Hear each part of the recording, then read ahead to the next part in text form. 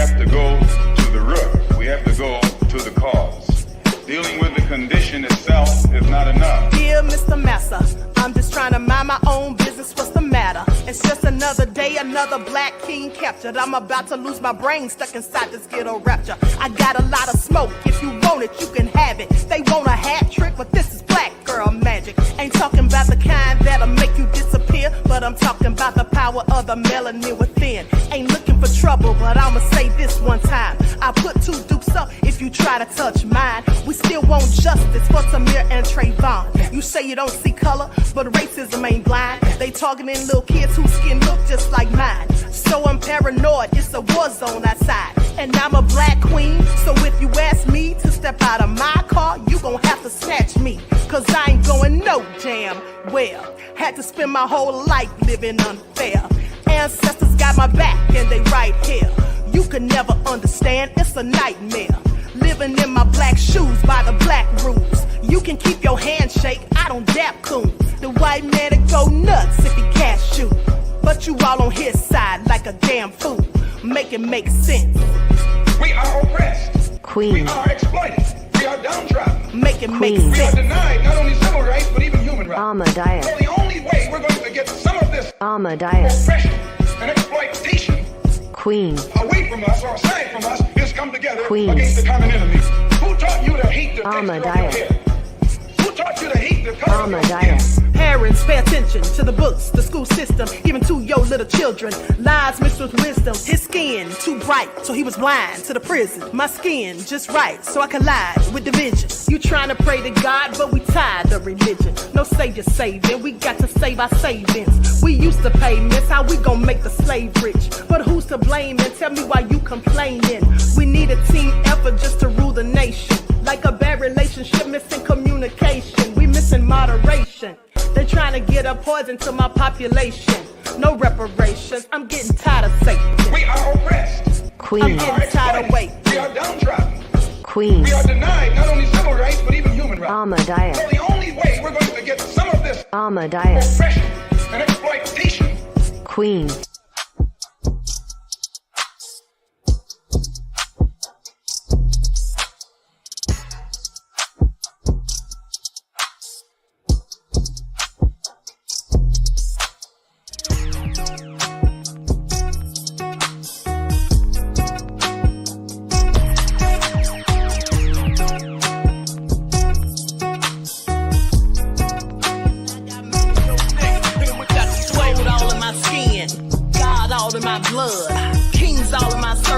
Touch one of mine and you're done. They show no love for the queen. Why you hating on me? Is it cause I'm free and I got Malcolm X in my jeans? I got dreams like King Luther, shed blood like Kunsa. You ain't helping my people, I ain't got nothing to say to ya. I want all the smoke like hookah. Talking reparations. America won't be great until they give us compensation. I'm like, I'm the hottest right now. See a bunch of lames out here trying to jock on my style. They be doing too much. I'm the queen, it's too easy. It's like they all in Popeyes, how they be talking so greasy. I just sit back and laugh while these haters get madder. So nefarious how they don't want my pockets with cheddar. I tell them they can do better. These snakes in the grass can leave a bite on your ass, cause y'all be trusting too fast. I got my foot on the gas, other one on they necks. Dropping receipts on haters, you better show some respect. I'm never facing regrets, we only facing the threat. This is the sound of Eric Malcolm. It's a cut on the gas, other one on they necks. Dropping receipts on haters, you better show some respect. I'm never facing regrets, we only facing the threat. Running through every challenge like a relay, break no sweat. It's a cold game, so I got that blanket with me. Now that my people awaken, ain't no going to sleep. I do not play by my piece, this time I'm playing for keeps. You talking slick, but when I see you like them ends, we gon' meet. And I got gold all in my skin, God all in my blood, kings all in my circle. You touch one of mine and you're done. They show no love for the queen, why they hating on me? Is it cause I'm free and I got Malcolm X in my jeans, and I got gold all in my skin, God all in my blood, kings all in my circle. You touch one of mine and you're done. They show no love up for the queen. Difficult to reflect on the darkest times in your life, but sometimes you gotta do that. I was fucked up, fucked up, fucked up, fucked up. I was fucked up, fucked up, fucked up, fucked up. I was fucked up, fucked up, fucked up, fucked up. I was fucked up, fucked up, fucked up. When I did it, I was fucked up, fucked up, fucked up, fucked up. I was fucked up, fucked up, fucked up, fucked up. I was fucked up, fucked up, fucked up, fucked up. I was fucked up, fucked up, fucked up, fucked up. When I did it, I was fucked up. When I did it, I was fucked up. When I did it, I was fucked up, fucked up, fucked up. When I did it, I was fucked up. When I did it, I was fucked up. When I did it, I was fucked up, fucked up, fucked up. I was fucked up, fucked up, fucked up, fucked up. I was fucked up, fucked up, fucked up, fucked up. I was fucked up, fucked up, fucked up, fucked up. When I did it, fucked up. To apologize. It's too When I did it, I was fucked up. late to apologize. I was fucked up. It's too late. When I did it, I was fucked up. I was fucked up. I mean, I hit rock bottom, but I make no excuses. My behavior on that video is inexcusable. I take full responsibility for my actions in that video. Now you see now, you done fucked up, you know that, don't you? You know you done fucked up. All right, hello everyone. Thanks for tuning back in once again to the original Queen Ahmadiyyah Shakur show. I'm your host, Queen Ahmadiyyah Shakur, and this is your morning wake-up call. So as you're coming in, please feel free to go ahead and subscribe to the channel if you haven't done so already. Be sure to click that notification bell and click the word all so you're notified each time the Queen Goddess goes live. Also, don't forget to follow me on Instagram at Dr._A_Shakur, TikTok at Dr. A Shakur, and Twitter at DGoddess27. And if you have not been receiving those notifications, please double check and make sure that you're still subscribed to the channel. And as per usual, if you don't like what the Queen is cooking, you already know what to do. Exit stage left and don't let the virtual doorknob hit you on the way out. All right, hello, Khalid, Courtney J. All right, Buckhorse DC, Miss Pearly in the house, AJ Matthews, Juju B said Queen is queening, thank you. Pecan Tan is here, Alice is here, Terry Hartfield, the lovely T. All right, let's get into it. Danielle, 504 Nola, G from the land. Okay, all hell no up in the house, RG Titan. I see you, Carlton, Nessa G in the house, Reeducated Soul, Michael M. Berta is here. Okay.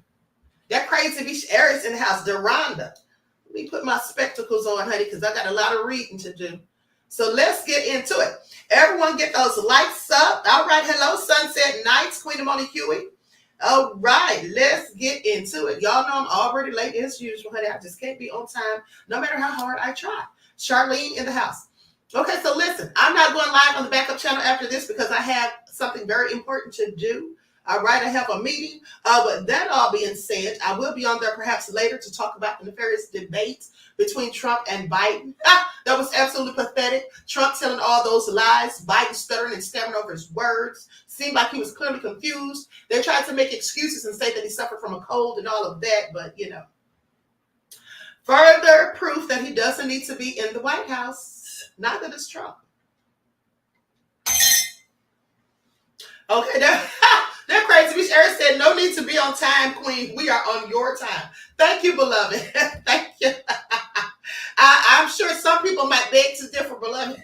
Thank you. I appreciate you. Okay, so Big Mama in the house. Let's get into it. Hey, Claudette. Okay, Claudette said exactly. Queen said a state of affairs. All right, so let's get into it because this is all crazy. First things first, let's talk about Miami, honey. Miami has turned their backs on Diddy. He is, in fact, locked out, okay? Miami now wants their day back. Okay, now, just around the 18th or 19th of this month, I believe it was, when New York wanted the key back from to the city that they gave to Diddy.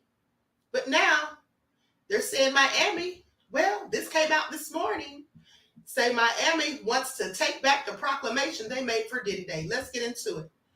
All right. Sean Diddy Combs was asked to return his key to New York City. Will Miami and Chicago rescind theirs? You know, because they say he actually has a key to Chicago, and possibly, I read somewhere that he has one also in Las Vegas. Now, I haven't confirmed that as of yet, but so he has several keys, is all I'm saying. Okay, so last fall, Eric Adams presented the hip-hop impresario with an honorary key to New York City and a splashy Times Square ceremony that doubled as a showcase for each man's unbidden bravado. The Bad Boy of Entertainment is getting the key to the city from the Bad Boy of Politics, or from the Bad Boy of Politics. That's what they said at the time. So anyway, curiously, New York wasn't the only city to present Diddy with keys. Chicago, Miami, and Miami Beach also recognized him. Okay, among rappers known for boasting about such commendations, Diddy's All-American key ring was the lyrical equivalent of the Infinity Stone Gauntlet. Okay, bragging rights don't get much bigger than that, they say. But earlier this month, Adams made an about-face demanding his key back from Combs in the wake of the narrowing federal investigation into drugs and trafficking and a raft of sexual assault and domestic violence allegations against the music mogul. Now, the kickoff was a bombshell lawsuit from Cassie Ventura. So with that all being said, let's skip down because we already know all of this they're saying in between. So they basically go on to say that the Miami Beach Commission rescinded Diddy Day, stating in a resolution on Wednesday that it is no longer in harmony with the city's values of safety, community well-being, and respect. On the other hand, representatives of Clark County, which includes the city of Las Vegas, immediately replied also. That was about 2 hours ago when that came out, honey. And so you heard it here first. Please pay attention. Now, with that all being said, nobody's fooling with Diddy. He's getting locked out of all these cities. Please pay attention. Please pay attention. When was Sean Diddy Combs Day celebrated? Miami Beach Commission rescinds the honor amid the rapper's legal troubles. So they said that he got this day on Wednesday the 26th. The Miami Beach Commission rescinded the honor of celebrating Sean Diddy Combs Day on October the 13th. Okay, amid his legal woes. Mayor Philip Levine named the day in honor of the rapper in October of 2016 during the third Revolt Music Conference. Amid Sean's legal troubles, Miami Beach issued an official statement on Wednesday stating that the celebrity that celebrating a day in honor of Combs no longer aligns with the values of the city of Miami. They say, upon reflection, the mayor and city commission have determined that recognizing October 13, 2016 as Sean Diddy Combs Day is no longer in harmony with the city's values of safety, community well-being, and respect, and wish to rescind the proclamation. This is also sad. Diddy is going down bad. Please pay attention. Okay? Miami isn't the first city to sever its ties with Diddy. Okay? They talk about how New York took back the key and all of that. So with that all been said, Diddy's done. Please pay attention. Okay, but that's just the tip of the iceberg. That's nothing. Okay, compared to the rest of this stuff. So let's get into it. P.K. said Diddy done got locked outside of his own damn house. In a minute, he close to dependent on 3 hots and a cot. Exactly, beloved. Okay, sad to say. Sad for him anyway. So let's talk about it. Now, here's what else is going on. So Diddy went ahead and dismissed his $60 million suit with Sean John, as I reported to you all yesterday, right? Or not yesterday, or maybe the day before, a couple of days earlier, sometime earlier this week, I reported that. But now he also did the same thing with the suit he had against Diageo. Or Diageo. I'm sorry, it's Diageo. All right, I finally looked up the pronunciation. All right, and so Sean Diddy Combs and Diageo resolved legal dispute. Now, the thing is, he actually had receipts on them. So now you have to ask yourself. Now, see, with the Sean John thing, Diddy was likely going to win that lawsuit as well. Because all this stuff he has going on, these legal battles, really has no bearing on the factual evidence that would have been presented in both of these cases. Now, Diddy had a good case against Sean John because, for one, he said they were using his likeness and name without his permission and consent. Okay? So he likely could have won that battle, a $60 million lawsuit. Why would he have it dismissed? That's a good question. But also, as it pertains to Diageo, well, he had receipts on them too. He supposedly had receipts on them too. I just found out. And so now I have to wonder, why would he dismiss this suit? Okay, let's just briefly go over this.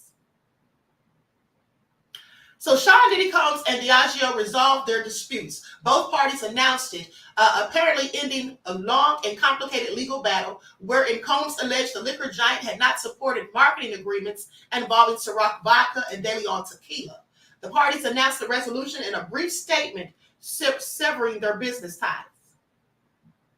Now, Sean Combs and Diageo have now agreed to resolve all disputes between them, and Mr. Combs has withdrawn all of his allegations about Diageo and will voluntarily dismiss his lawsuits against Diageo with prejudice. Diageo and Mr. Combs have no ongoing business relationship, either with respect to Ciroc vodka or De Leon tequila, which Diageo now solely owns. All right, so he sued them in May of 2023 in New York Supreme Court in Manhattan, alleging that the company, which also distributes Johnny Walker and Captain Morgan, among other liquor brands, had neglected the spirits under their joint control. In the lawsuit, Combs alleged that Diageo had not given Ciroc and De Leon the same kind of marketing and promotion that it had given other properties in its portfolio. He also alleged Diageo had undermined the business of marketing Ciroc and De Leon as urban rather than something for the general market. So now why would he dismiss these lawsuits? Because like I said, he supposedly had the receipts on Diageo. Another thing is that the CEO of Diageo passed away, died suddenly a week after Diddy filed that lawsuit. Now, you all don't find that suspicious? Yeah, well, I do, because it has been brought to my attention by an inside source that Diddy had some shady goings on the sidelines, allegedly. Let me say allegedly. As a matter of fact, let me just put it up on the screen, honey, because I'm not trying to get toxicated. But so it says that Diddy had some shady goings on with some of the execs. Okay, with some of the execs had been hanging out with them, and some of them were likely at those freak-offs. Okay, likely at those freak-offs. And here's a couple of them right here. Not saying they were at freak-offs, but here's a couple that Diddy looks to be a bit chummy with. Please pay attention. Okay, I find it all so interesting. Now, mind you, these two people in the picture, these are Enos. Hold on. Yeah, this is Deborah Kelly Enos, the Chief Marketing Officer, and then Executive VP Guy Smith. I find it all so interesting. So Diddy was quite chummy with these people. And so some execs have come out and said some things about Diddy. However, the ones that came out and said certain things didn't want to give their names. Okay, they didn't want to give their names. Now, that just strikes me as, how come they don't want to give their names? Are they worried about Diddy doing something to them? I just have questions. Or do they just not want the other people in the company to know that they're talking? I don't know. But let's get into it. Lights up, everyone, please. Like and share. First of all, let's talk about this. Let's talk about how the CEO conveniently died. And here's another thing too. Diageo said that basically this whole thing they had going on with Diddy, it pretty much exposes, they say, the risk of dealing with some of these nefarious celebrities. That's what they're saying. So they're clearly playing the victim. They're saying now that Diddy took them through all of this, they need to be watchful and mindful of dealing with the rest of these celebrities. Now, with that all being said, if they're thinking that, these other liquor brands are likely thinking the same thing. And it's that why 50 Cent visited Washington okay, about the liquor brand that he's in bed with and the lawsuit that he's filed. So let's talk about it. I don't want to read through this whole thing, but here's what they say. So in 2007, U.S. sales of Diageo's premium vodka Ciroc were lagging. Now, in an attempt to boost its relevance, the London-listed drinks giant made the surprise move of signing the rapper Diddy to take charge of the brand's marketing. Then Ciroc flew off shelves under Combs' direction, and by 2010 became the fastest growing brand in the United States, rivaling premium vodka labels owned by Pernod Ricard and LVMH. Now to say, I hit the club, ordered some Grey Goose, switched it for Ciroc to give Puff stock a boost. Now that's a line from Jay-Z and Kanye West's 2011 track called Prime Time. Okay, so he had people rapping about it and all of that, so he was making them a lot of money. Now, 16 years later, the friendship between the two sides has descended into acrimony, with the musician and conglomerate poised to enter a bitter legal battle over the terms of their partnership. The subject of the dispute is their joint venture with De Leon and the premium tequila brands. Okay, so I'm going to skip past all of this. Diageo called the allegations that Diddy made against them. Basically, he was saying that they stymied their distribution and typecast them as black brands for urban customers only. He accused them of racial discrimination, alleging that executive Stephen Russ told Diddy in late 2019 that if he were Martha Stewart, his brands would be more widespread. Okay, Diageo called the allegations a transparent attempt to pressure them into an early settlement of a planned parallel arbitration process, and accused Diddy of failing to fulfill his duty as a 50% owner, alleging that he only invested $1,000 while Diageo put more than $100 million. The likes up, everyone, please like and share. Now, I'm trying to get to this part. Hold on.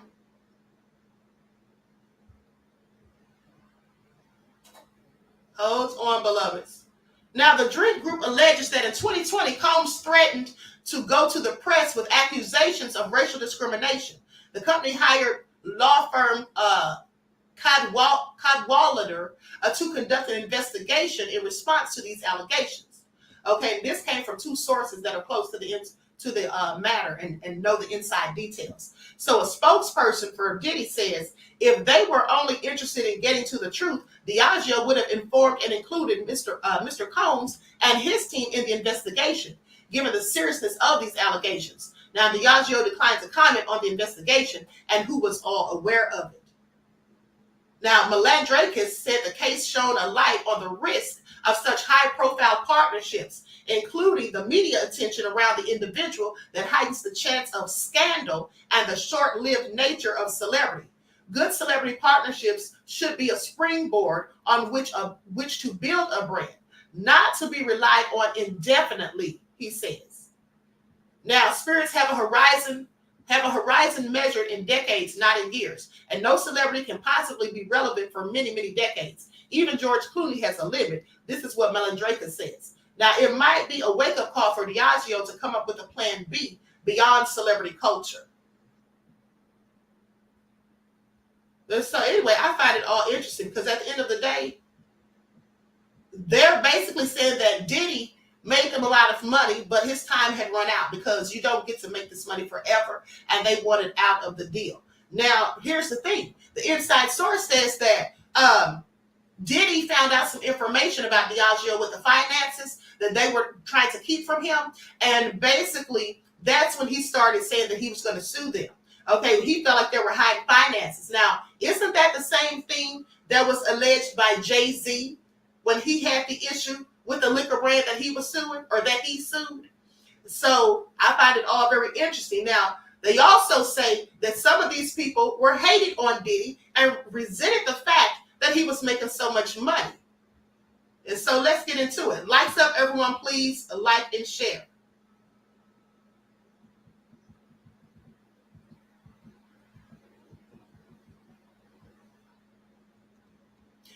Now, here's what they say. Hold on. I have a whole lot of paperwork here, and I'm not going to read all of this. So I specifically wrote down some of the parts that I want to read. Hold on just a moment. Like stuff, everyone, please. Like and share. Thank you in advance.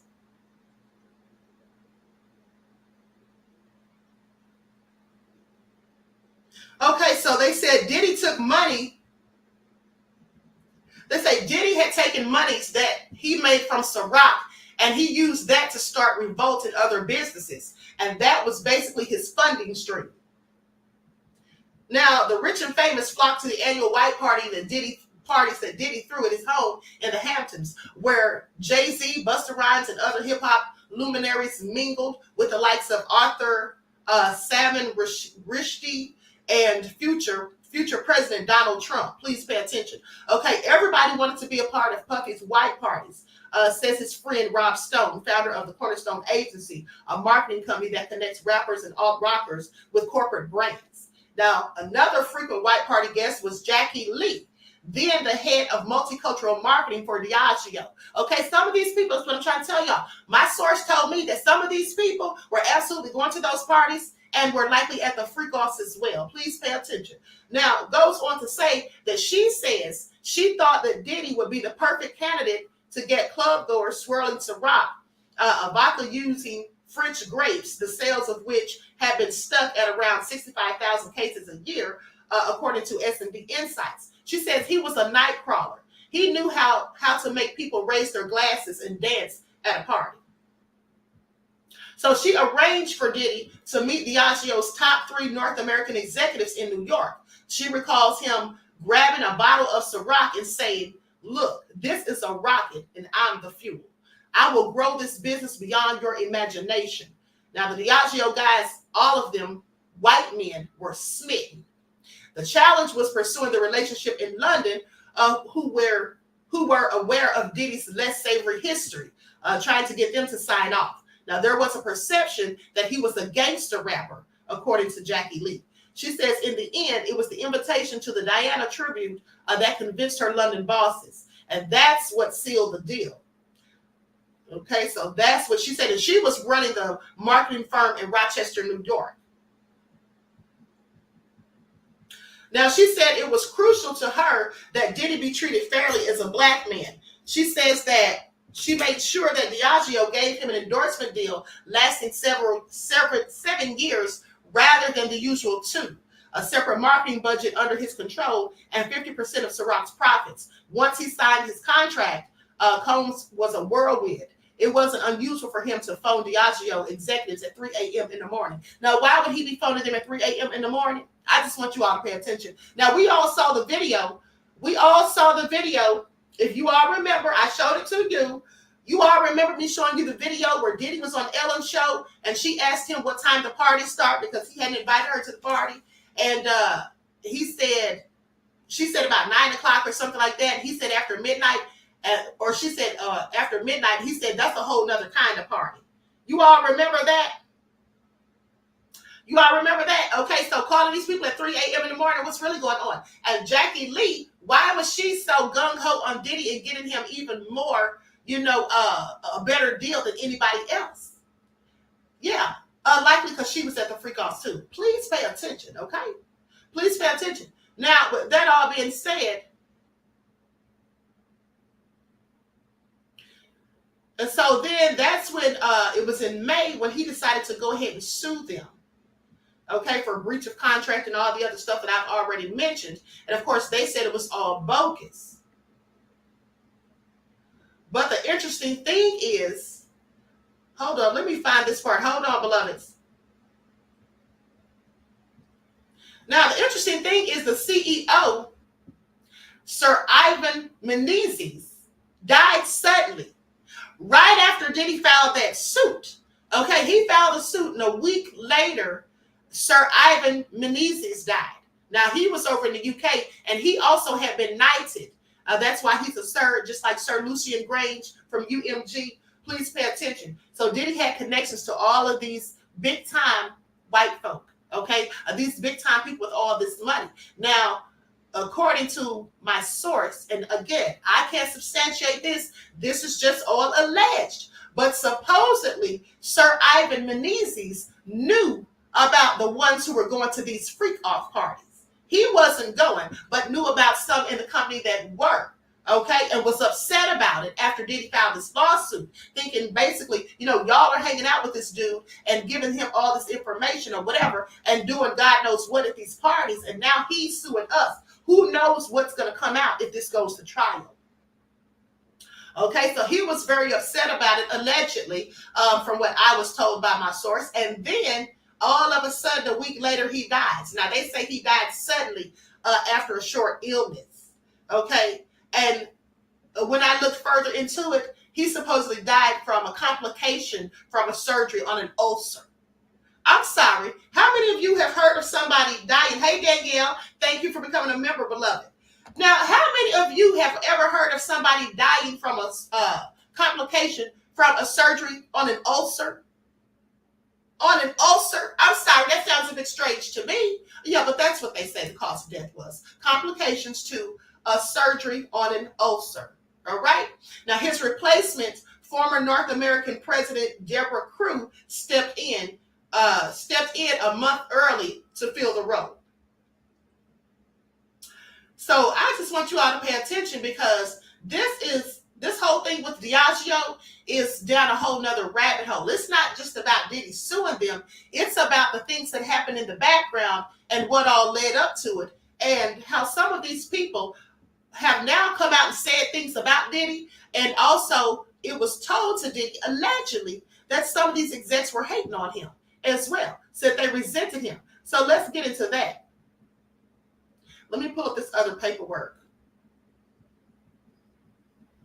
Lights up, everyone, please like and share. Thank you in advance.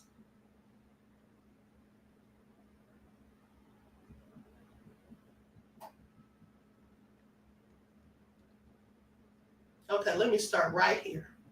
Now, meanwhile, the fallout from the S assault allegations has been swift. Combs stepped down as Revolt's TV chairman, and Hulu canceled his reality show. Okay, we already know all that, honey. He was getting hit hard. He was losing everything left and right. Then by mid-January, there was no longer any doubt. Combs abruptly announced that he was withdrawing his lawsuit and dropping his allegations against Diageo as part of a settlement with the company. That meant he'd no longer be involved with either Deleon or Ciroc. Now, here's the thing. Like I told you all, why would Diddy drop these lawsuits? Because he supposedly had receipts on them. Let me see if I can get to that part. This is the reason. The reason I think that Diddy dropped the lawsuits is because I think they went ahead and settled with him and gave him what he wanted, because some of them were at those freak-offs. Now, mind you, this is all alleged. Okay, because he has the scoop on them, the dirt. Because we already know that the feds didn't get all of that footage. Diddy's got that stuff somewhere in the clouds. He's probably got some of it stashed somewhere. Who knows what all he has? And let's not forget how I told you all maybe 3 weeks ago what Jaguar Wright said about, let me just go to that real quick. Let me go to that real quick. Hold on. Lights up, everyone. Please like and share. Thank you in advance. Let me pull up that video.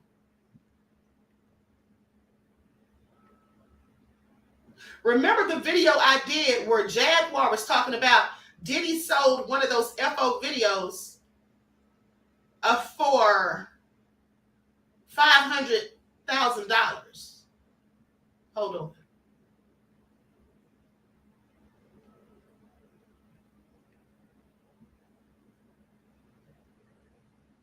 Here it is right here. Okay, let me go to this timestamp real quick, and I'm going to share. Okay, I'm going to share my screen. Because remember, prior to Jag saying that, I had told you all, you heard it here first, where I told you all that there was salacious footage of Diddy in some compromising positions being sold on the crypto site. Okay, and they were talking about this stuff going for like $1.5 million. And I said the only one that would want that stuff would be Diddy. And then, because it was supposed to be footage of Diddy in compromising positions. But then I later said whoever was in the compromising positions with him likely would also want it. Okay? So Diddy, I said Diddy's probably the one selling. After Jag talked about the dark coin. Hold on, so let's go to that real quick. Now, here's the thing. At the time, you know, they were saying they had footage of Diddy. Now, truth over everything says the celebrities will want to buy it back. Well, absolutely, beloved, they would. But this particular instance, when it was reported, they didn't say celebrities. They specifically said Diddy in compromising positions. So this would have been something that Diddy would want. They said Diddy was in the compromising positions. They didn't name anyone else. But I find it all interesting because Jaguar said some names. We're going to get into it just a moment.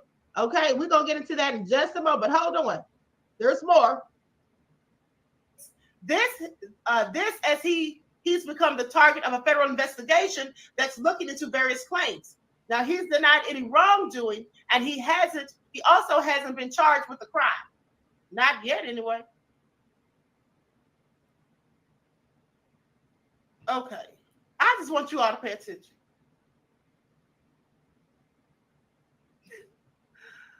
But of course, DC said fans recorded everything to sell back to him. Yeah, absolutely. Absolutely. Now, with that all being said, the interesting thing is the whoever that was said they had years worth of footage. Now, remember, I told you guys that Diddy claims, allegedly, that he'd had recordings of himself since the 90s, like as if he was going to make a documentary or something. I don't know why he was exactly, you know, having all of these things about his life recorded. But that was the thing that came out 2 months ago. So they had supposed Diddy footage. But now I don't think it was the feds, because remember what my uncle said. He knows more than I do. My uncle said the feds would not leak stuff like that because they could get into trouble. So with that all being said, who had that footage? I would like to know. But now here's the thing. Maybe because someone was selling that footage for such a high price, is that what possibly gave Diddy the idea to sell it? Because Jaguar claims that Diddy's selling footage, and 50 Cent was offering top dollar for footage of the free cops. Let's get into that first, and then we're going to go to what Jaguar had to say. Likes up, everyone, please like and share. Thank you in advance.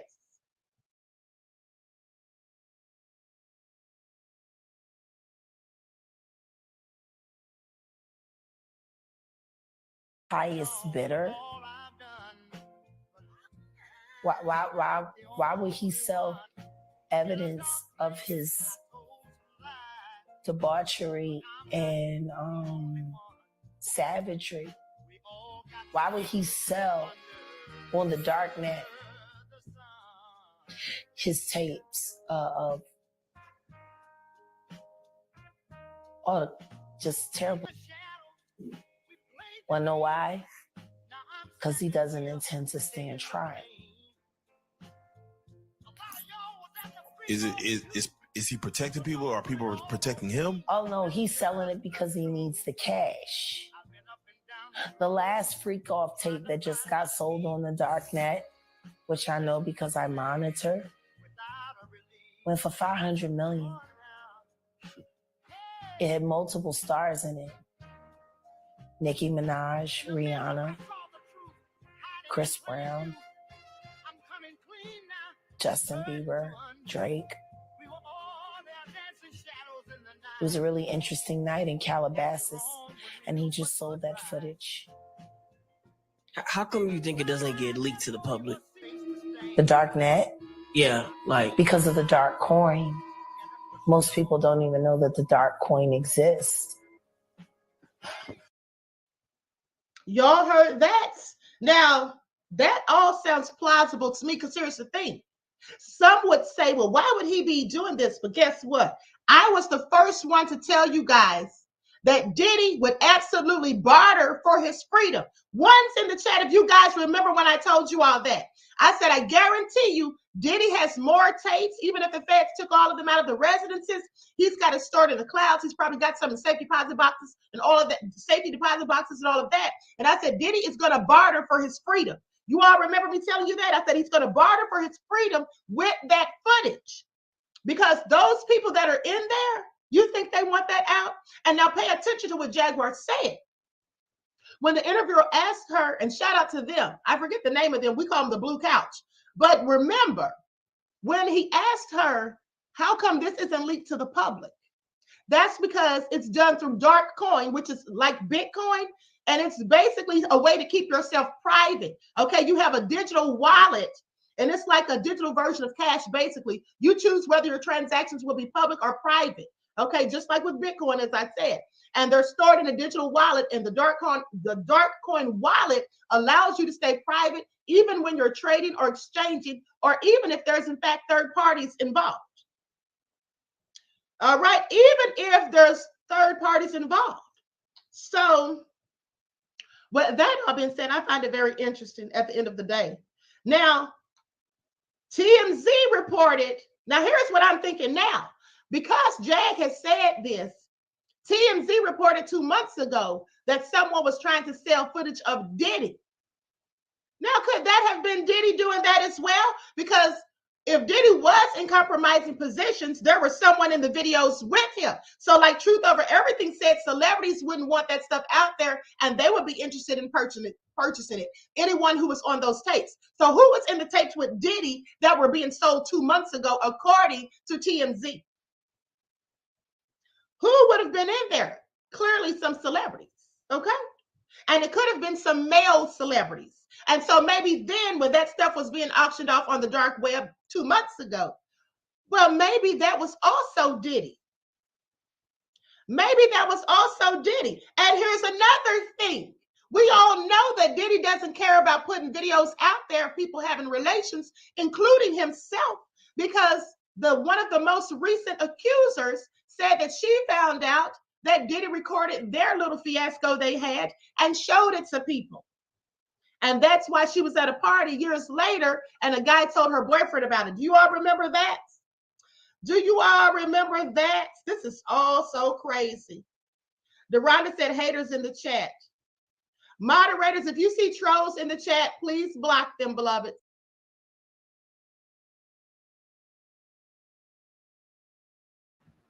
Okay, and so if you remember, I also told you guys that you can't even visit those sites without having an inside link. So you have to be connected, okay? And then as far as anyone being able to identify specifically that Diddy is the one selling those items, well, they likely wouldn't be able to do that, because remember, I also told you in that same video that you can do it publicly or privately. Okay, even if it's through a third party. Okay, so you don't have to reveal who you are. All right, and so please pay attention. This is all very nefarious, but let me continue. Lights up, everyone, please like and share.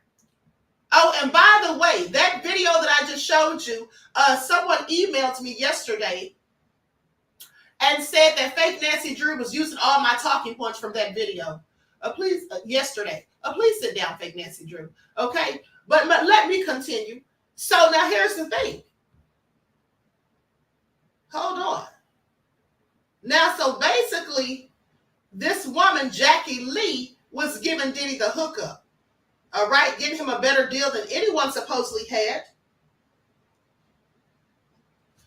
But let's move on further down this paperwork. Hold on. Because this is all real nefarious. Okay, so now here's what they said. They say these factors made Diddy's financial relationship with Diageo all the more critical. But the one blistering vodka category that was losing heat, the once blistering vodka category was losing heat, and Ciroc's sales were slipping. De Leon was in much worse shape. Diageo says the rapper burned through his 3-year, $15 million marketing budget for the tequila in 18 months without the sales to show for it. Now, the company says that Diddy refused to do additional marketing unless it put up more money and funded his personal expenses and even his private plane travel. So they were here's the thing. They basically were getting so sick of Diddy because they said he was acting like a diva and being so extravagant and just want to do the most. Okay, and then Diageo was willing to contribute if Diddy matched it dollar for dollar. But Diddy says, it says Diddy was loath to open his own wallet. Like he didn't want to pay for that. Now, we already know that Diddy doesn't like to pay for stuff. We already know how that goes. So that likely is true. Now, the tensions might they said the tensions might have helped explain why DeLeon's annual sales had never risen above about 100,000 cases, according to S&P estimates, which is a fraction of Ciroc at its peak. They said it was the wrong moment for Diddy to start bickering with such an important business partner. I want you all to pay attention because remember, I'm the first one that told you guys that the reason all of this stuff started happening to Diddy is because he dared to go against Diageo. All right, y'all know y'all heard that here first, okay? And they said right here, this was the wrong time for him to start bickering with them, with such an important business partner. Now, around the same time, he and the liquor giant acquired De Leon, Clooney released Casamigos with restaurant promoter Randy Gerber and real estate developer Mike Meldon. Clooney appeared in a charmingly naughty Casamigos commercial where he wakes up in bed. Okay, I'm going to skip through all of that. So basically, they had him compete with George Clooney is what they're trying to say. Likes up, everyone, please like and share. Now, this is where they start talking about Diddy. Okay, this is where they start talking about him. So, meanwhile, Diddy alleged that Stephen Rust, president of Diageo's president of new business, had revealed the company's true attitude towards the Bad Boy founder and the black community during a meeting in October of 2019. He said that Rust told him that Diageo's bosses resented him for making so much money. Okay, they were mad because he was making all of this money and they felt like he don't want to put anything into the pot, that they're putting everything in, and that he's funding other ventures like Revolt, all this stuff, and they're paying for all of it. Okay, so they were really ticked off about this, allegedly. Now, he says that this guy told him this, Stephen Rust, okay, told him that they resented him for making so much money, but the situation would have been different if Diddy had been Martha Stewart, the embodiment of white suburban femininity. Diageo responded in the court papers that it was Combs, not Rust, who invoked Stewart. Okay? They said it was Combs, that's Diddy that said that, basically. That's what it said in the court papers. That Diddy's the one who was saying all that, not Rust. Now, and here's what they said. Some of these execs who spoke off, spoke anonymously, didn't want their names revealed. They said with Diddy, you never knew which Diddy you were going to get. Saying Diddy had always taken what might best be described as an eccentric approach to doing business with Diageo. Now, that goes back to what I just said. They felt like he was getting too big for his britches, pretty much, getting too uppity. Okay, he's making all of these demands, wanting them to fund his private jet, his flights and everything, paying all his expenses. He was demanding more money. They said they were giving him money and he was blowing through it and then asking for more, and they didn't want to do it. And they basically said he was being too eccentric. Okay, so they go on to say that he always had an eccentric approach to doing business with Diageo. This is what 3 executives say who worked with him but didn't want to be named because of the now withdrawn lawsuit. Now, they say meetings tended to take place wherever he happened to be. At his home in Beverly Hills, on a movie set, or in Atlanta or some other city where he might be working on a project. Diageo executives would arrive only to be told that the meeting had been canceled or rescheduled for the next day. They said this is the kind of stuff Diddy was doing and they were sick of him. Now, when Diddy showed up, he was often hours late. He might retire to the pool for a leisurely drink before joining the guests. So he had these people sitting there waiting. Now, why do you think Diddy was doing all of this? I want you all to really, really put on your critical thinking skills hats. Why would Diddy have these people that he's in business with, right? These very important people that are funding his ventures and stuff. Why would he have them sitting around waiting? Why would he have the meetings wherever he wanted them? You have to remember, Diddy was working for them, not the other way around. So why was Diddy, according to these 3 executives, why was he the one calling the shots? Are you all getting this yet? Why was he allowed to call the shots? He had the upper hand, it seems, because he's telling them the meetings wherever he's at. If it was at a pool, if it was at one of his residences, if it was in Atlanta, wherever he called the meetings, that's where they had to come. And then sometimes they'd get there and he'd say the meeting was canceled. Or someone would come and tell them the meetings are canceled. Or when he did show up, he'd go take a drink at the pool and just relax and show up whenever he felt like talking to them and have them sitting there waiting. Now, why would they let him do this? The writer said Diddy was a fool, okay? Why was he able to do this? Well, I'm going to tell you what my guess is, that he was allowed to do this because he had the goods on them. He had the drop on them because likely they were on those FO tapes. Okay? Likely they were on those FO tapes. Okay? Yeah. So Diddy likely had something over their heads. And remember, like I told you in the video that I just showed, and I've been telling you for months, that Diddy absolutely is going to try to barter for his freedom with those FO tapes. I told you all that. You heard it here first. Okay? AJ Matthews said he had all the freak-off invitations. Exactly. Okay? That's exactly why I believe, and this is all alleged, I can substantiate this, but this is absolutely why I think that they were letting Diddy get away with doing all of this stuff. And they said you never knew which Diddy you were going to get. Okay? And he was being all eccentric. So Diddy was writing stuff, basically. Or at least he was acting as such. Now, it goes on to say when he would show up often hours late, he might retire to the pool for a leisurely drink before even joining the guest. He might be accompanied by other celebrities, high school chums, and family members who offer their advice about the design of a new Ciroc bottle. One time, Diddy arrived with a large teddy bear that he insisted take part in the meeting. Now, he was making a fool out of them. I want you all to pay attention. Diddy was mocking these people. He showed up with a stuffed teddy bear and said he wants the bear to join the meeting. He was clearly playing them for fools. And now y'all see why he's going through all of this stuff? Do y'all think that these rich white men were going to let Diddy keep getting away with this BS? Do y'all think that these rich white men were going to let Diddy keep getting away with this BS? And here's the thing. So, with that being said, Samantha said on point. Okay, thank you. With that all being said, this now makes it more plausible that when the Homeland Security agents went in there to raid his residences, that it was a whole cleanup job. Now it really looks like it was a whole cleanup job because, for one, if they knew, which I suspect they did, that Diddy had footage of them, because remember, all of this came out in Rodney Jones's lawsuit. So once they found that out, and they were already sick and tired of Diddy and his mess, being all eccentric, mocking them, just playing them for fools, basically. And this is a black man doing this? How dare he? Who does this uppity ninja think he is? I'm sure that's what they were thinking. I'm sure that's what they were thinking. So how about somebody needs to go and get that footage that he has? Maybe that's why he was raided. Okay? Maybe that's why he was raided. Somebody went there to clean up evidence.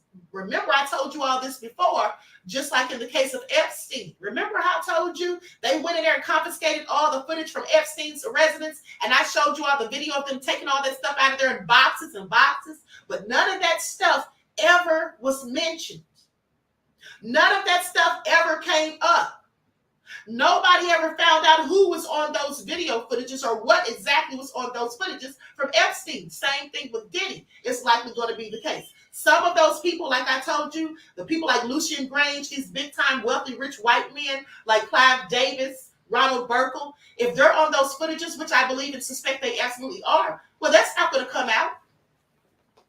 That's not going to come out, okay? And so Diddy was doing the most. So let's keep going. So goes on to say that this fool brought a large teddy bear. He insisted that it take part in the meeting, according to one of the executives. Okay, someone else who declined to be identified for fear of violating confidentiality agreements says this never occurred. This person says it never occurred. But why would the person say that? Okay, I believe it absolutely occurred. And as for these people not wanting their names to be said, it's likely because, as I told you, they're on some of those videos. Now, then again, he could be an astonishingly creative and invigorating person to work with. You just never knew which Diddy you were going to get. This is what one of the other executives said who attended some of the sessions. But as Diddy's relationship with the company frayed, he often spent much of his time at these meetings railing against Diageo and blaming them for the shortcomings of his brand. Okay, say some of these same people, some of these same execs say this. Okay, they say Diageo said in court filings that Diddy had threatened to go public with the racism allegations unless the company poured more money into De Leon. in mid-2020 around the time of George Floyd's murder. Now, DeLeon said that when it informed Diddy of their plan to donate $100 million to help pandemic-devastated bars and pubs, he demanded that the company pay him that same amount and vowed to burn down the house if he didn't get a check. He was making threats. He vowed to burn down the house if he didn't get a check. Now, do y'all see why Diddy's going through what he's going through? This is a whole lot deeper than just the lawsuit, okay? This is a whole lot deeper than just the lawsuit. Please pay attention. This is all nefarious. But let me continue. Said he threatened to burn down the house. What do you think he meant when he said burn down the house? What do y'all think he meant? Do you all think that he was really going to burn down a house? No. When he said that, he was probably talking about, in my opinion, that he's going to expose them for the freak-off tapes. Okay? For the freak-off tape. If I don't get the money, I'm going to burn down the house. Okay? Like he's going to spill the beans. Exactly, Claudette. Pamela said expose it. Samantha said tell. Exactly. Teron said Diddy lost his mind. Okay? Dorada said everybody was going down. Exactly. Exactly. This is why Diddy is where he's at right now. These people wasn't trying to hear that. He had the ups on all of them, allegedly. Now, goes on to say, having invested heavily in DeLeon, the company now says that the total exceeded $100 million. Diageo said it still hoped to repair its relationship with Diddy and get the cases of the tequila moving. So it was in late 2021 that the two sides retooled their joint venture agreement. Diageo would temporarily forego collecting his debt from the initial purchase. It also agreed that DeLeon would be treated at least as favorably as its other tequila brands, taking into consideration the differences in their ingredients, packaging, and sales volumes. Now, Diageo says the sides agreed on a marketing strategy, including a $3.5 million campaign ad that Diddy insisted on. Then it said Diddy withdrew permission. Now listen to this. Diddy had them backed up against the wall. I just want you all to pay attention. Now they had agreed to his terms, some of his terms, and likely out of fear of being exposed for filth or going down, right? Then it said Diddy withdrew permission to allow his image in the spots at the last minute. Diageo said it salvaged the Diddy-free bits of its ads and increased its spending on the brand, which it had preferred better than ever without its spokesman. DeLeon sales volume subsequently doubled according to the company, and Diddy sent Diageo a note expressing his gratitude, said, "I've been made aware that DeLeon appears to be turning the corner with distribution velocity growth. This is great news and hope we can continue revising upward." But that optimism didn't last. It didn't last. This is also nefarious. That's what you ought to pay attention. Hold on, beloveds. Goes on to say, hold on, I lost my place. Okay, here it is. The optimism didn't last. The two sides tried to negotiate a separation agreement, but the talks went nowhere. And in May, Diddy filed a racism complaint against the company, accusing then Chief Executive Officer Ivan Menezes, okay, Sir Ivan Menezes, the one that turned up dead a week later, okay, accusing him and Rust of putting their feet on the neck of DeLeon and Ciroc. Diageo didn't waste time responding. The following month, it informed Diddy in a letter that his accusations constituted a breach of Ciroc agreement and that it was terminating him as its vodka spokesman. Now, Ciroc sales may have been in decline, but it was still likely that Diddy's most lucrative source of income. According to one of his former executives, Diddy was making $30 for every case shipped in the U.S. and a bonus if the yearly number rose above 1.5 million. Now, this executive who spoke on condition of anonymity, having signed a non-disclosure agreement, said Diddy used the vodka's marketing budget to help pay for his exclusive club love parties. I want you all to pay attention, okay? Held at his Beverly Hills home and his mansion on Miami Star Island, and provide cash to Revolt TV in the form of advertising dollars. Ciroc floated all his other companies. Now, the source who rejected characterizations of Diddy's working style with Diageo denied these allegations. I want you all to pay attention. So they're alleging, this executive who says this under the condition of being anonymous, mind you, basically is saying that some of Diddy's club love parties, and we know what goes on in club love and those parties, right? That it was funded by their money. The same thing that Lucian Grange and UMG were accused of in Rodney Jones' lawsuit. I want you all to pay attention. These parties held at his Beverly Hills home and his mansion on Miami Star Island. So y'all don't think some of these people were at those parties and some of these people were helping these parties to be funded, allegedly? Y'all don't see where this is all going? And then Diddy was treating them like BS, making whole jokes out of them. Okay? This is all so crazy. Okay, Terry Hartfield said filing that lawsuit effed his game up. Exactly. Because they were probably plotting all along to figure out how they can get rid of him. You know, how they cut ties with him, how they can get rid of him. And without him getting the upper hand. Because he had the upper hand at this point, it looks like. He's making these rich white men do all of this stuff. How was he able to do that successfully? Okay? Unless he had the goods on them. Argentine said there were definitely those parties, at those parties, allegedly. Okay, I absolutely believe it. I absolutely believe it. T of y'all said Puff has pics of them with their butts out. Okay? And think about this. Now, think about this. Diddy has info on a lot of people, and they got to shut him down. Exactly. Okay? He has the goods on a whole lot of people. That is absolutely a fact. And so all these executives coming out, just spilling all the tea. In May, Diddy filed his racism complaint against the company, accusing then Chief Executive Officer Sir Ivan Menezes and Russ of putting their feet on the neck of DeLeon and Ciroc.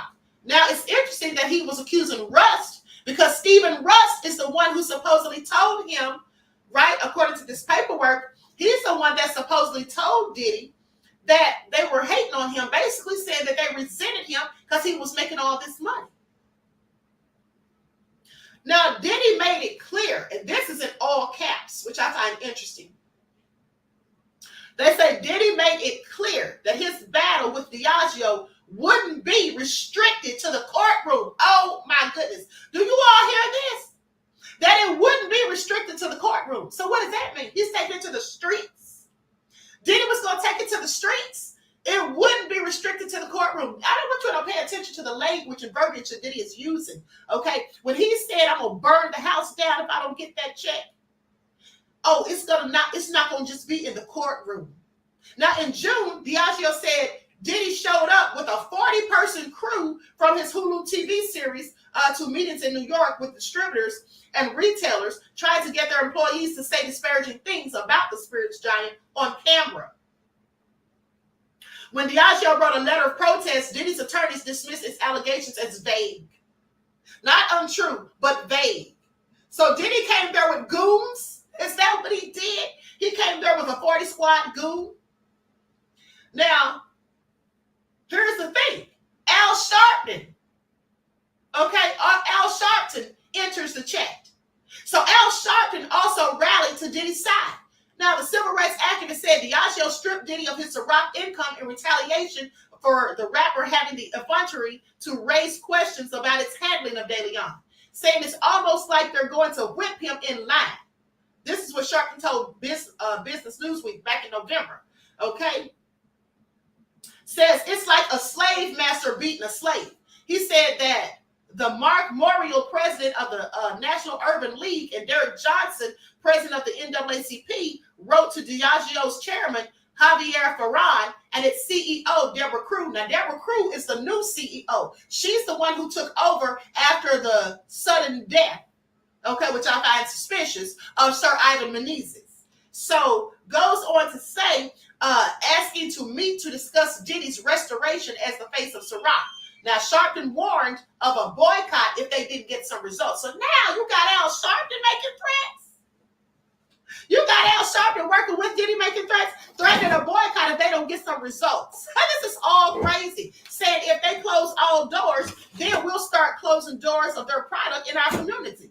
Now, the meeting with senior Diageo executives did happen, but it was after Diddy's sexual assault allegations had already come to light, and it shifted from a combative tone to a discussion about their shared interest in diversity, equity, and inclusion. So I want you all to pay attention, because after the allegations, see, that's how they sat Diddy down. I want you all to pay attention. I think that's how they sat him down, because it says once those allegations came to light, the whole thing shifted from a combative tone, okay, to now we want to just have a discussion in the interest of diversity, equity, and inclusion. So now Diddy's not talking shite, and neither is Sharpton. So Diddy's second suit against Diageo was filed in October, and in that suit, he accused the company of improperly withholding $15 million in marketing funds for De Leon because it didn't want him to appear in ads for the brand. Now, this suit also was withdrawn. Okay, Diddy's legal team argued that it was absurd that the rapper was riding high on his comeback. Okay, it says that he had an album coming out and was appearing on talk shows and magazine covers. He received the key to New York City from Mayor Eric Adams. There had been a tidal wave of social media hits. What business wouldn't want to be associated with Diddy now? Well, not Diageo. The company argued that it didn't make sense for Diddy to appear in ads when he was disparaging it as malicious, racist, and incompetent. As for the Love album, Diageo noted that it had been tepidly received. Not tepidly, please pay attention. The company had enough troubles already, struggling with a slowdown in U.S. sales. In early November, Diageo shares plunged 12% in a single day after CEO Crew warned of diminishing growth in Latin America and the Caribbean. But not even Diageo could have predicted how much of a liability Diddy would become soon. Days later, as a headline loomed for the expiration of a New York state law temporarily shifting the statute of limitations on assault claims, 3 suits were brought against Diddy. Singer Cassie Ventura's attorney subsequently filed another on behalf of a 4th accuser under a New York City law. 3 of these cases also named Bad Boy and 2 Combs Enterprises, the precursor to Diddy's Global. So none of the lawyers on these cases would even talk to certain people. But Ann Olivarius, a senior partner at McAllister's Olivarius, who's representing a woman accused in Axl Rose of assault in a separate case in New York, says including the defendant's business interest is an increasingly common strategy for victims, allowing them to potentially access a larger pool of assets for compensation and to hold to account those who allow abuse to happen. It's the way that we're bringing our cases now, because so often we have aiders and abettors in the music industry, the film industry as well, Oliveira says. Companies doing business with Diddy all fled. They took off. Suddenly, the threat of black activists marching behind the rapper to make Diageo pay for depriving him of his vodka, his vodka income seemed ridiculous. Do y'all see where this is going? I want you all to pay attention. They said suddenly the threat, because Diddy had them under threat. He already had enlisted the aid of Al Sharpton, a known civil rights activist, right? Coming out saying, hey, we're going to boycott y'all. Nobody in the black community is going to be supporting y'all. This is what y'all really want to do? Y'all better get it together. And then Diddy telling them, I'm going to burn down the house, making all these threats. But then when all these allegations come out about Diddy, now Diddy's quiet. He's not combative. Now he just wants to sit and talk. and then all these other companies that were doing business with him. Remember when I reported to you months ago how 18 more businesses cut ties with Diddy? But then they say suddenly the threat of black activists marching behind Diddy to make Diageo pay for depriving him of his vodka income now seemed ridiculous. How would it seem ridiculous? Because now, how are black people going to support this man after all these allegations come out? Anybody who's out there marching and protesting on his behalf is going to look crazy, and they knew that. So that's why these allegations came out. Like I told y'all from day one, it had something to do with this. Okay, so please pay attention. Now, it goes on to say, a liquor company awaiting an alleged sexual predator as its face. A liquor company wanting an alleged sexual predator at its face of its alcohol brand was even more absurd. Because that's what Al Sharpton was demanding. That they keep Diddy's face on there. Which is interesting because at one point, Diddy didn't want his face associated with them any further. But let me continue. So this is all in Diageo's favor. You see, this is why Diddy went ahead and dismissed that lawsuit, in my opinion. Okay? Because he no longer had the ups on them. He basically, the things that he was doing, the way he was mocking them and all of that stuff, well, he couldn't really do that so much after those allegations came out. That was how they shut him down. All right? But the thing is, Diddy still has those tapes. Okay? I'm sure he still has those tapes. Now, it goes on to say, the day after the first lawsuit, Diageo said as much in its letter to the judge in the case. And after more women came forward, it wrote again asking him not to compel Diageo to put up more cash for ad campaigns featuring Diddy, saying the mogul himself knew these lawsuits make it impossible for him to continue as the face of anything. Diddy and his attorneys were uncharacteristically silent. Diddy and his attorneys were uncharacteristically silent. Okay, I want you all to pay attention. Now they got nothing to say. They were talking big at first. Real as it gets is Al has attended Diddy's parties. Oh, I absolutely believe that. Absolutely. Okay. Terry Harper said Puffstein was doing the absolute most. Okay. Byron B said he needs to demand that they release his original hairline.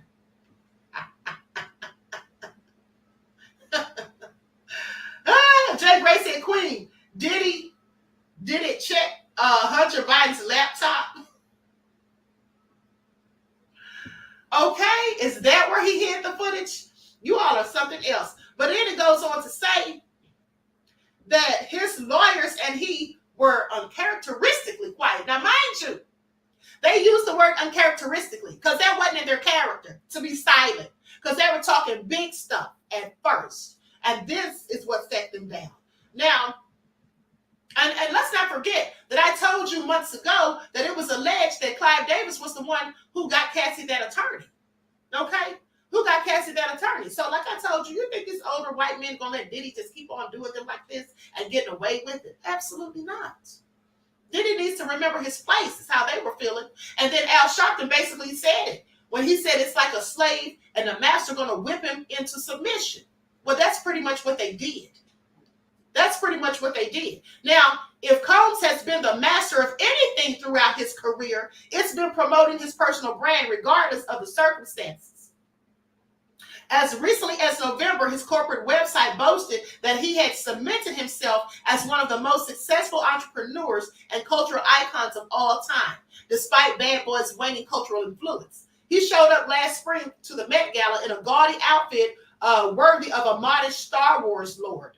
And fashion bloggers swooned that it was the rebirth of Sean John that he promised, even though there was no follow-up. Revolt was hardly the driving force in music and culture that Diddy Global had described, nor was Ciroc still wildly popular. And as long as Diddy said things like this, people were inclined to believe them. So instead of cashing out when he had the chance, Diddy wagered that he might be able to shame the company into a Clooney-sized payout while positioning himself as a civil rights defender. Yeah, pretending that he's fighting for black folk. He pulled the same BS BS. He was trying to pull the same BS that Byron Allen pulled. Remember when Byron Allen was suing Comcast and he tried to act like he's doing it for black people, like he's trying to save us, like he's trying to help us, but it was really all about him and his money and how he didn't like how they were treating him? Okay, I just want you all to pay attention at the end of the day. But let me continue.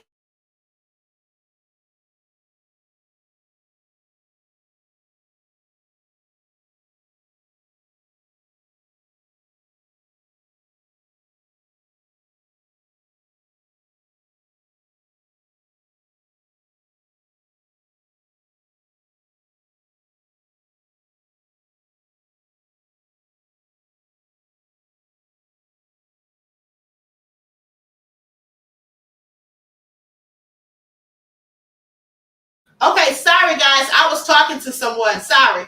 Okay, I was talking to someone. We the people said, thought that when I first heard about this suit. Okay. Anita said Byron Allen was doing it for himself. Exactly. But pretending that he's doing it for us. That's the same thing Diddy was doing. Okay, pretending to be fighting for civil rights. We know Diddy don't care about black folk because if he did, he wouldn't have been doing all the nefarious things that he did to other black people. Okay, that was just to get us to rally behind him. But let me continue. So goes on to say that he was, instead of cashing out when he had the chance, which is what he probably should have done in hindsight, Diddy wagered that he might be able to shame the company into a Clooney-sized payout while positioning himself as a civil rights defender. Perhaps he miscalculated, they said. Now they're talking to smack. Okay, Diddy was talking greasy to them at first, and even had Al Sharpton talking greasy to him. Now they're the ones talking greasy. Okay, they said rather than knuckling under, Diageo vigorously pushed back on his racism charges, and his reputation crumbled at the very moment he most needed it intact. Y'all think this is coincidence? Y'all think this is coincidence? But let me continue.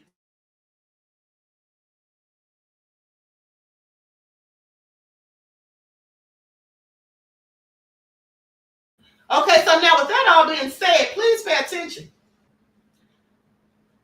Goes on to say that his reputation crumbled at the very minute he needed it to be intact. So yeah, this was all by design. I want you all to pay attention. This is much deeper than we even thought when I first reported it. And remember, you heard it here first, because I know I was the first one that said this was all about Diageo and the lawsuit that he filed against them.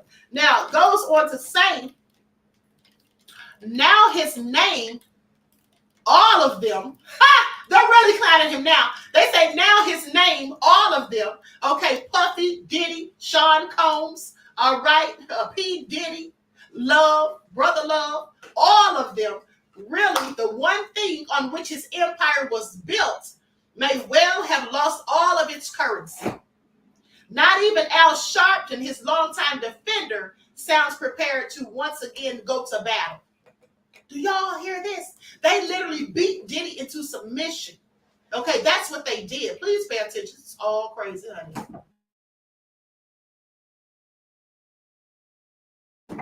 They literally beat poor Diddy into submission.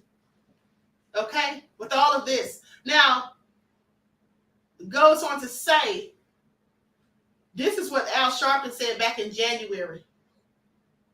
When they talked to, when Al Sharpton was asked about Diddy back in January, on January the 16th to be exact, he said, I've not talked to him. So Diddy didn't have anything to say to Al after this. I want you all to pay attention. So he used Al Sharpton. After all of this went down, didn't have any use for him. And they went to Sharpton and spoke to him January 16th. And was basically like, so what's going on with you and Diddy? You know, what's happening? What's Diddy saying? I have not talked to him. Okay, on January the 16th, the same day that Diddy withdrew the Diageo lawsuit. He and I texted each other over the holiday, and that was it. That was it. I just want y'all to pay attention. Diddy is only in serving himself, not anyone else. Not anywhere else or anyone else. I find it all so interesting, including the fairies. That Diddy is something else, okay?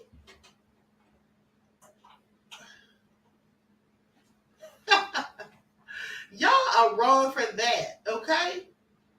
Dorada says Sugar Smacks. Absolutely, honey. Sugar Smacks was playing them. He was mocking them. He was getting over on them. He even had the ups on them.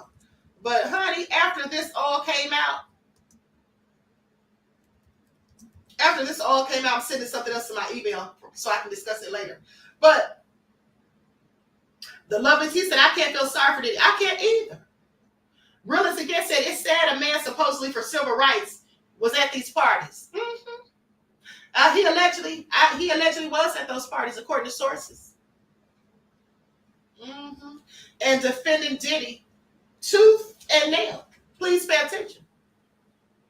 Please pay attention. So with that all being said, I'm going to conclude this broadcast. And like I said, this is all real deep down the rabbit hole. Okay? This is all real deep down the rabbit hole, honey. You're not going to get this information anywhere else until they copy it from the Queen. Please pay attention. Please pay attention because I have all the paperwork and receipts. Okay? I have all the paperwork and receipts. All right?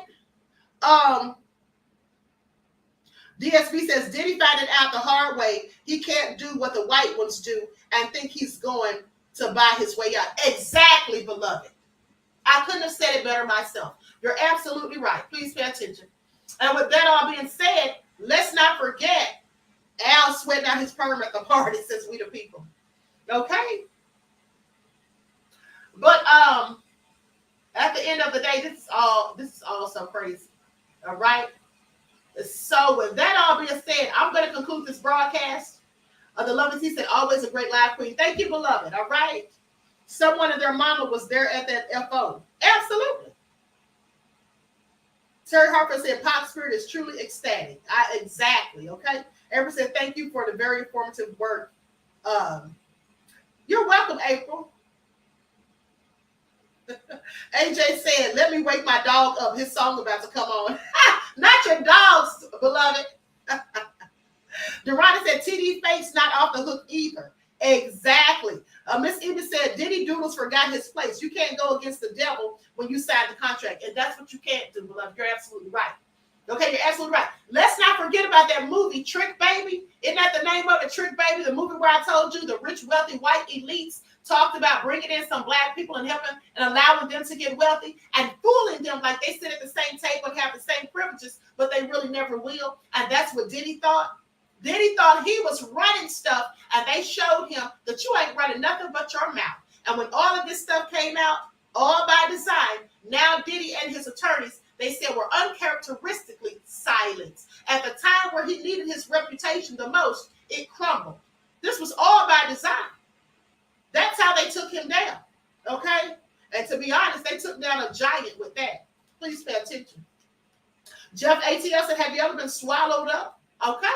Now, tomorrow, I have some more information on Diddy, okay? I have some more interesting information on Diddy, okay? Yeah, my secret source is giving me a whole lot. Please pay attention. So we're going to get into it. With that all being said, I love you all to life. Each one teach one. That's how we grow and thrive. Do something productive, constructive, but never destructive. And always remember, beloveds, to keep the Most High first in your lives. And until next time, I will talk to you all again soon. Peace.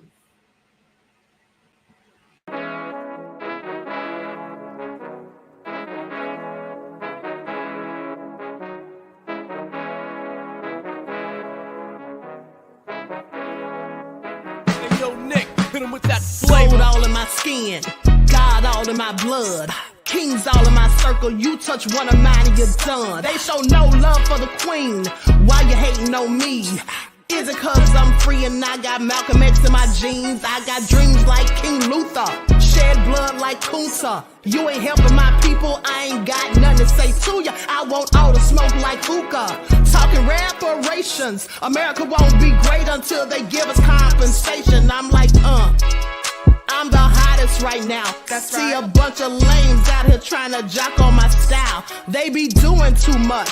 I'm the queen, it's too easy. It's like they all at Popeyes, how they be talking so greasy. Real slick. I just sit back and laugh while these haters get madder. So nefarious how they don't want my pockets with cheddar. I tell them they can do better.